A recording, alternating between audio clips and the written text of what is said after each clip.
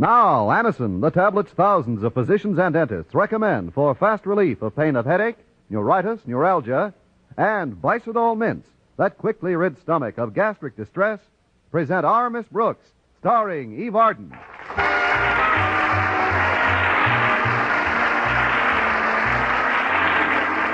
It's time once again for another comedy episode of Our Miss Brooks Transcribed. But first, here is something you should know if you ever suffer from the pain of headache, neuritis, or neuralgia. It's an incredibly fast way to ease the pain. It's Anacin, a way countless numbers of people have found superior.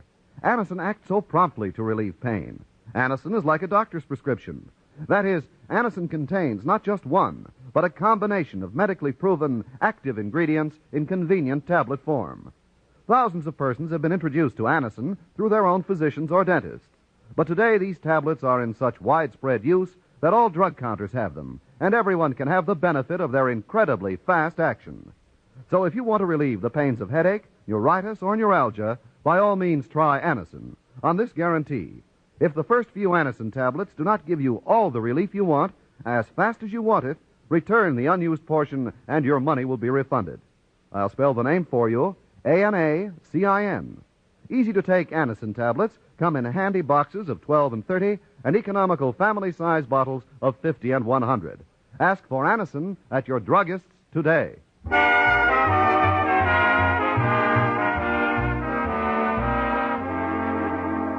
Well, many school teachers embarked upon their summer vacations as soon as school ended last June. But our Miss Brooks, who teaches English at Madison High School, could only afford 1 week away from the city and waited until September to make her departure. Yes, I wanted my vacation to remain fresh in my memory. I felt that in the long winter months ahead, I could use some glowing memories to warm my bones. Last Friday morning, the date I had set to leave town, my landlady sat down to breakfast with me. So you're finally going on your vacation, Connie. Yes, Mrs. Davis, I've been looking forward to this for a long time. I know you have, dear. Ever since Mr. Boynton left town 2 weeks ago. You must miss him dreadfully. Me? Miss Mr. Boynton dreadfully? Why? We all know how you feel about Madison's handsome biology teacher, Connie. And it's just a shame that he's so bashful when it comes to women. Oh, I don't mind his being bashful when it comes to women. It's just this one particular English teacher who I mind his being bashful with when it comes to her, usually.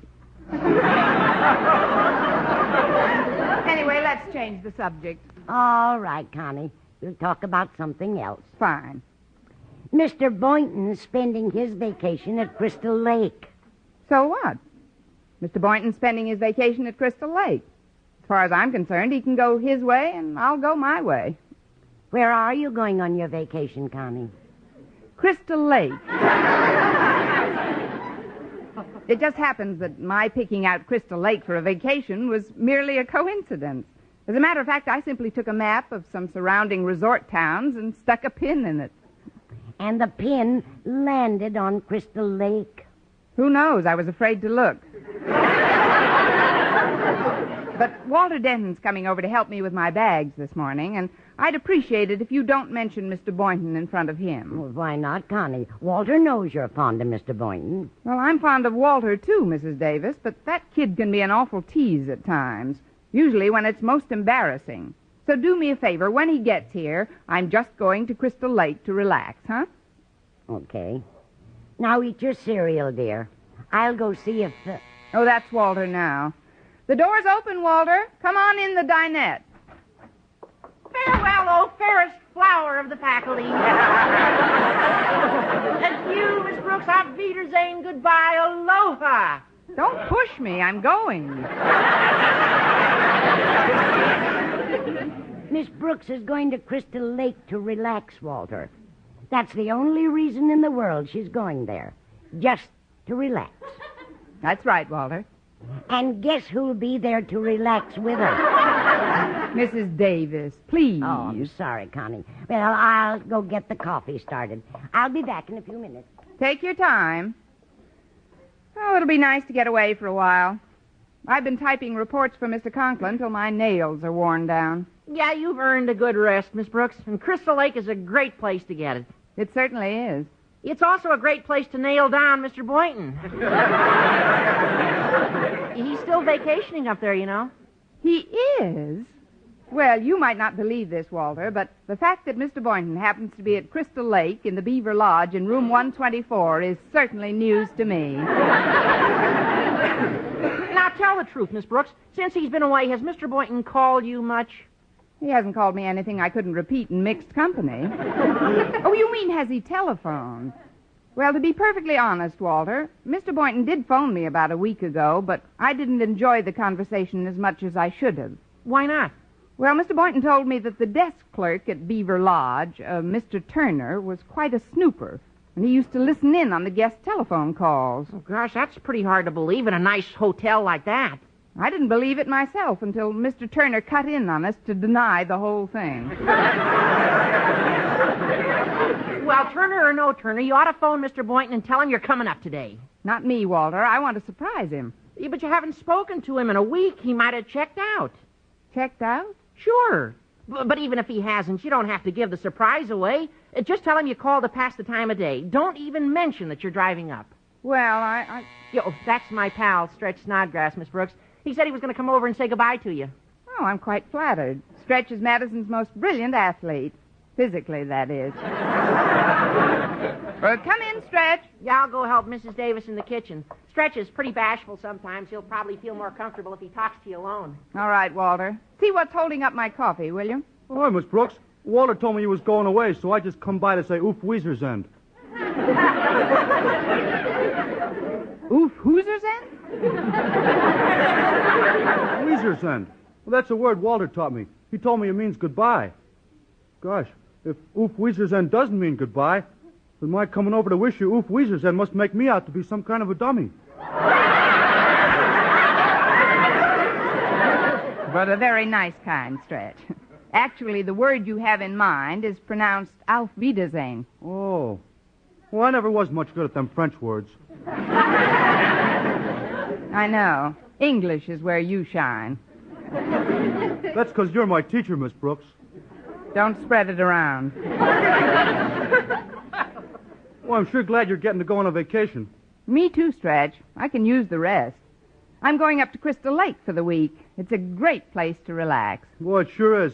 When it comes to relaxing, Mr. Boynton's one of the nicest guys to relax with. Here's your beanie, Stretch. Oof Weezer's end. Before I go, Miss Brooks, I'd like to make a suggestion. If you're going to go up to the lodge, you ought to call Mr. Boynton first. But, Stretch, I don't Well, want it him won't to... spoil the surprise. Just don't mention you're driving up. Just say you called to pass the time of day. This sounds like a conspiracy. Hiya, Stretch. Finished saying goodbye to Miss Brooks yet? Just about, Walter. Yeah, good. Now, if you'll give us the keys to your car, Miss Brooks, Stretch and I'll see that it's all gassed up and ready to go. Fine, here they are, but make it fast, boys. I'd like to get started right after breakfast. Well, don't worry, Miss Brooks. We'll be back in a jiffy. Come on, Walter. Yeah, okay, Stretch. Well, hasta la vista, Miss Brooks. Gracias, Walter. Adios, Stretch. Hasta Visalia, Miss Brooks.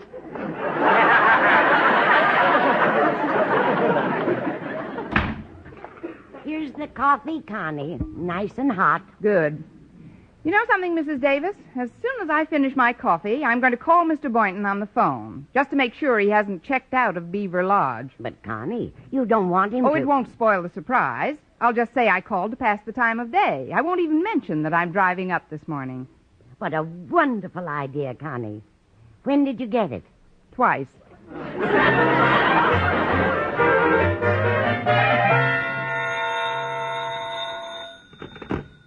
Hello? Mr. Boynton, Miss Brooks is calling you from the city. Oh, thanks, Mr. Turner. Go ahead, Miss Brooks. Hello, Mr. Boynton? Miss Brooks, my goodness, it's nice to hear from you. I was just wondering how you're enjoying yourself. How's the weather up there? Well, lately the weather's been pretty good. Pretty good, 85 in the shade. Please, Mr. Turner. Well, you can't beat that kind of weather no matter where you go. Mr. Turner, Yes, Miss Brooks? goodbye. Oh, goodbye. Tell me, Miss Brooks, will you be able to get away for a bit of vacation before school opens? Oh, I'm afraid not, Mr. Boynton. Looks like I'll be stuck in the city. Are you planning to stay on at the lodge for a while? Yes, indeed. Planning to stay another week. Oh, it's heavenly here, Miss Brooks. Oh, are the fish biting? Mr. Turner. I caught a whopper this morning, didn't I, Mr. Boynton? Well, it was a pretty good-sized fish. Pretty good. It was just the biggest trout you ever saw. Actually, it was a pickerel. You call a fish with those markings a pickerel? I'm surprised at your ignorance, Boynton. Now, just a minute, Mr. Turner. I happen to be a biology teacher, and I know my fish. Well, you don't know my fish. I've been fishing in these parts for 20 years. 15 of them have gone by since I got on the phone.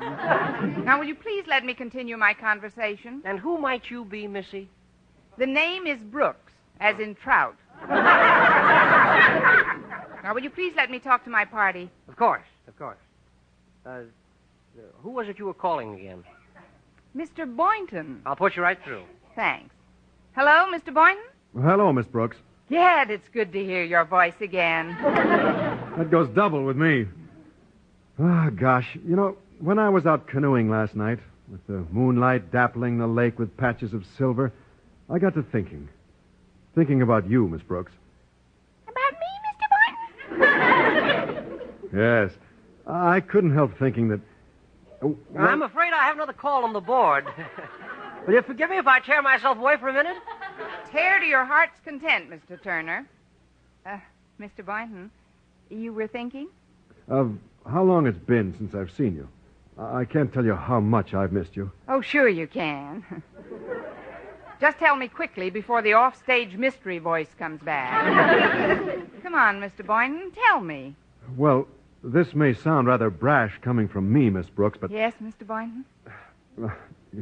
Gosh, I suppose I could tell you if I were with you, but over the phone, I don't know if I should. Oh, go ahead. I'll hold my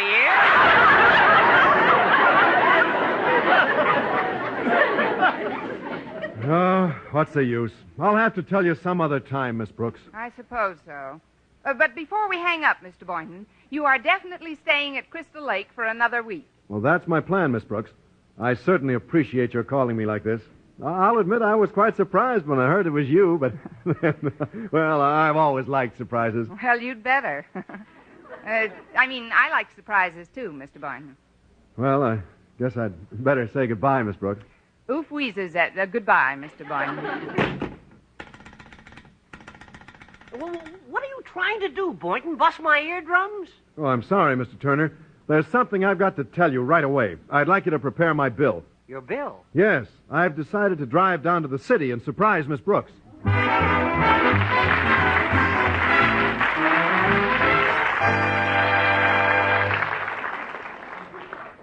Friends, if you suffer from acid indigestion, I hope you didn't miss reading this wonderful news. A headline that says, New mints, medically proven, quickly rid stomach of gastric distress.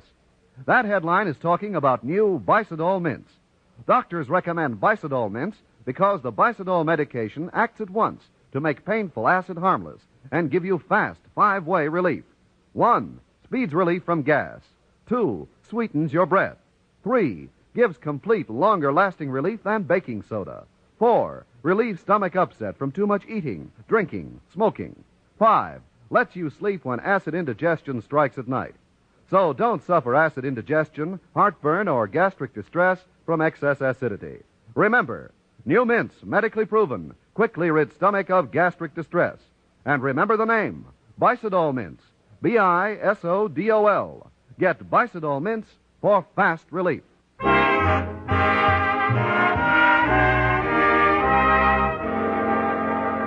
Well, once Miss Brooks made what she thought was certain that Mr. Boynton was staying on at the Beaver Lodge, she finished packing her bags and sat down for another cup of coffee when the kitchen door opened.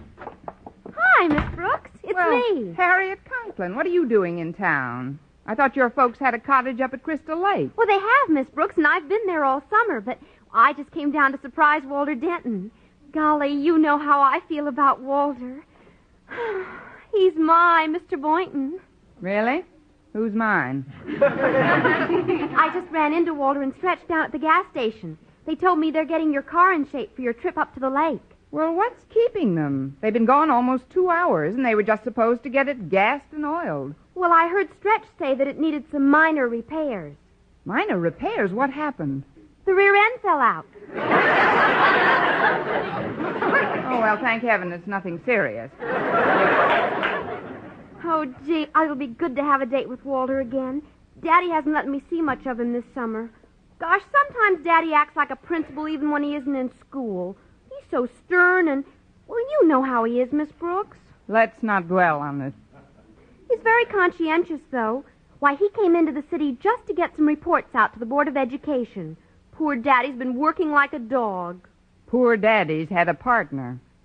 I'm the one who's been typing those reports. I know, Miss Brooks. Daddy said he dropped by for them this morning. You see, he was with me when I ran into Walter and Stretch. Oh, dandy. Well, Connie, Oh, hello, Harriet. Hello, Mrs. Davis. What kind of a summer have you had? About 2 months, dear. What brings you down to the city? Oh, I was lonesome for Walter, so I phoned him and asked him to ask his sister Betty to ask her mother to ask my mother if I could spend the weekend with her. From the picture, if you're asking, I'm dancing. She said okay, so here I am. Well, good for you, dear. Now, Connie, I prepared a little snack for you to take along on the trip. I just put it in this lunchbox for you. Well, all I need now is a car. Those boys don't get back soon. Maybe that's them. Maybe that's they. Here they come now. It is I, Miss Brooks, your faculty comrade, Osgood Conklin. Oh. Do I detect a note of dejection in your greeting to me? Oh, not at all, Mr. Conklin. Come in, won't you? Thank you. I hope I'm wrong, but it seems to me that when you first laid eyes on me, your face fell about a foot. It's just that I have a very heavy lower jaw. Those papers you wanted to write here on the hall table. Yes, sir? All you have to do is scoop 'em up and scat. Well, not so fast, my dear. I understand you're going on a little trip today? Me? Oh, yes.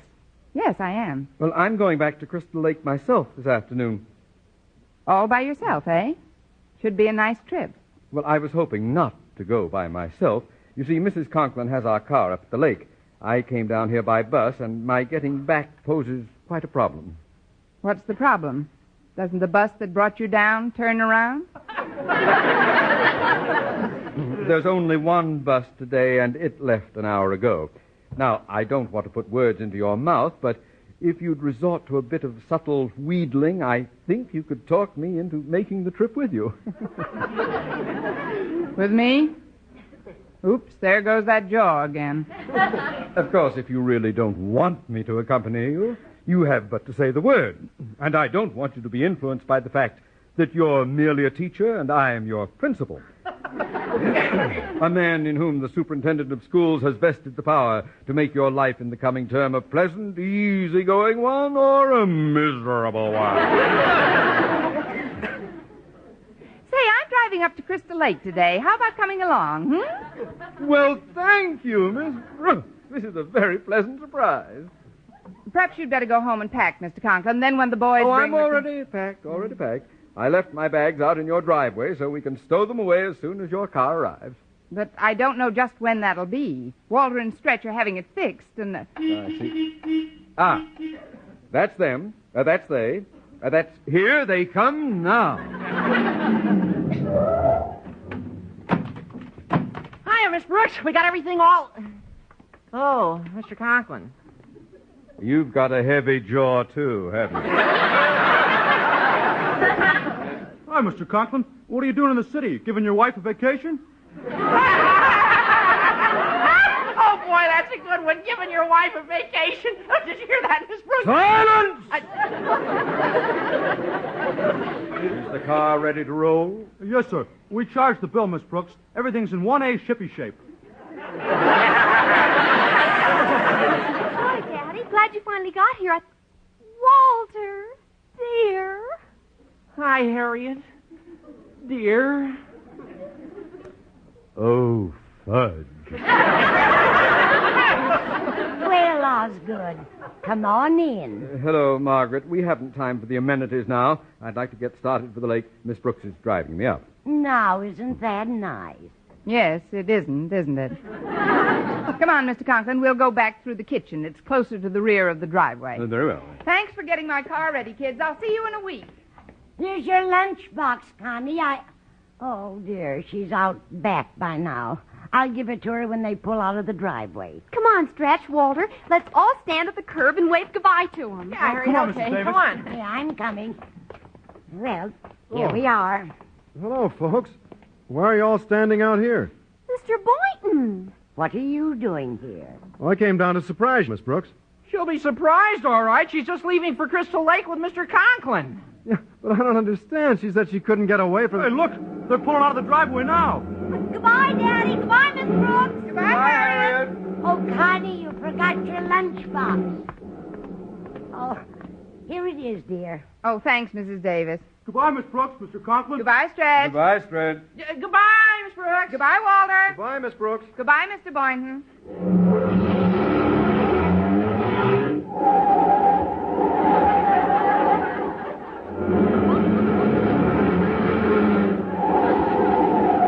Goodbye, Mr. Boynton. I drove down to surprise you, Miss Brooks. But I thought you You were and out. Boynton will have ample opportunity to socialize when school opens. Now drive on, Miss Brooks. But, sir... Goodbye, Boynton!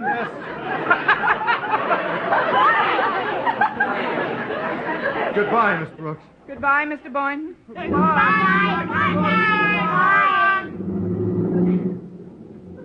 Well, at last we're on our way. Crystal Lake, here we come, eh, Miss Brooks? Rah, rah, rah. We should accomplish plenty over this weekend. I've taken considerable paperwork with me. Nothing like getting it done in the country, though. I can see it now. Me lying in a hammock and you typing in the bright sunshine. Well, if that's the case, I'd better pick up some sunglasses. Goodbye, Mr. Boynton. Goodbye, Miss Brooks. What is this, a merry-go-round? We've left this place twice already. Now drive on at once, Miss Brooks. Just a moment, please. There's really nothing to keep me in the city, Miss Brooks, so if there are no objections, I'll be happy to ride back to the lake with you. Well, I have an objection. Overruled. So are you. The back of this heap is loaded with luggage, and 3 in the front would make for an extremely uncomfortable journey. Besides, among our luggage, you will note that there is a typewriter, which Miss Brooks and I shall use at the lake for official school business. This, then, is a business trip. Isn't it, Miss Brooks? It's no pleasure. But I still think that... As your principal and superior officer, I order you not to set foot in this car. Well, I can't very well disobey an order. Goodbye, Miss Brooks. Goodbye, Mr. Boynton.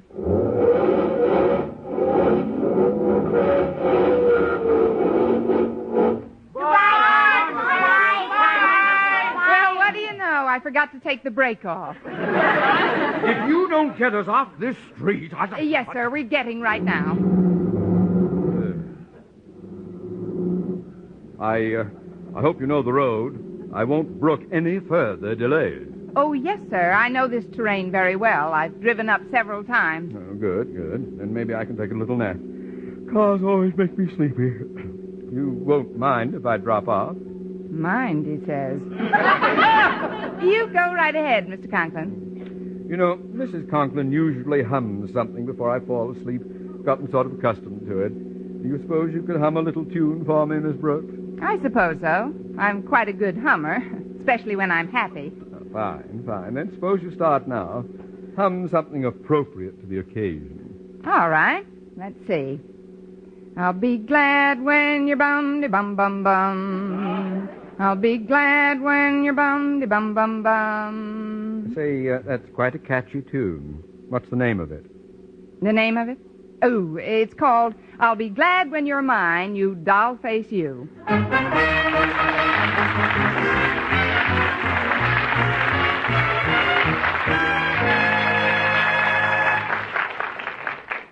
Our Miss Brooks will return in a moment. If you're a driver, pat yourself on the back. For surviving this most difficult summer of highway carnage, you deserve a pat on the back. But you do even better to hold off the self-congratulations until this present holiday weekend is history. Labor Day is your last big test before the official end of summer.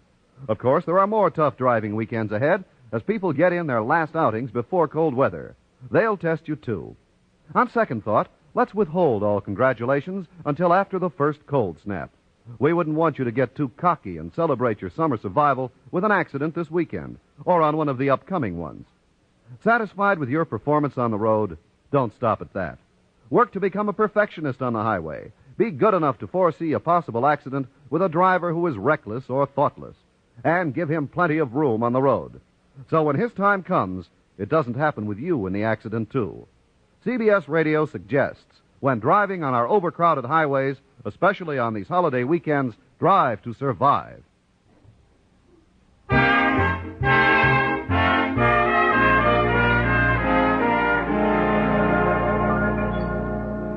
Well, since Mr. Boynton surprised me by returning to town, I was hardly in the mood to chauffeur Mr. Conklin up to Crystal Lake. But he insisted that I drive, so drive I did. Well, I've had quite a nice snooze. How long have we been driving, Miss Brooks? About a half hour. If you don't mind, Mr. Conklin, I'd like to stop and powder my nose. Of course. Where are we now? Now? Stop that yammering! Miss Brooks, this conduct is unforgivable. If you think... Miss Brooks, quick, get out and look at your exhaust pipe. I think it's loose. All right, Walter. Just sit still, Miss Conklin. This won't take a minute. If you don't get a move on, Miss Brooks, you'll wish you had never seen Madison High. I'll hurry, sir. Miss Brooks, I got an idea. If you'll just pretend that you banged your head on the fender while you're looking at the exhaust pipe, you can say that you feel faint and that you can't drive. Then you'll get to stay here with Mr. Boynton. But how can I bang my head on the fender? Stoop a little. I'll help you. Well, Lower. I don't know, Walter. Lower. There. That's just right. Hey, Miss Brooks hit her head on the fender. Mrs. Davis hurried. I think Miss Brooks is going to faint. Connie. Can I be of any help? Connie. Miss Brooks, speak to me. Speak to me. Later. Come on, let's get her into the house. Give us a hand stretch. Come on. Oh, yeah. Sure, Walter. Yeah. Just Walter, lean on my help arm, me. Miss Brooks. Take Now, care. right don't after feel walking very into the right. house. What's going on here? Why are you going into the house, Miss Brooks? Oh, she's in bad shape, Mr. Conklin. But how will I get to Crystal Lake? Oh, take my car, Mr. Conklin. You're very welcome to it. But I can't drive this old-fashioned gear shift. Please quit jabbering, Mr. Conklin. We got a sick cookie on our hands. In you go, dear. Now close the door, boys. So far, it's working great. Oh, this is no time for laughing, Walter. Gosh, look at that welt on your head, Miss Brooks. I'll go get some iodine and a glass of water. But Stretch, let me Put explain. her on the couch, Miss Davis. I'll be right back. Perhaps you'd better lie down, Connie. Yeah, then if old Marblehead, Mr. Conklin, comes in, it'll look legitimate. Miss Brooks, are you feeling any better? No, Harriet. I'm afraid I can't be moved. Please tell your father I'm sorry this happened. Oh, I can't tell him anything now, Miss Brooks. Daddy just drove off for Crystal Lake in your car. But the gear shift, he said he can't drive my car. He can't. So he ordered Mr. Boynton to drive. What? Here, Miss Brooks. Here's the iodine and a glass of water. Keep the water, Stretch. I'll drink the iodine straight.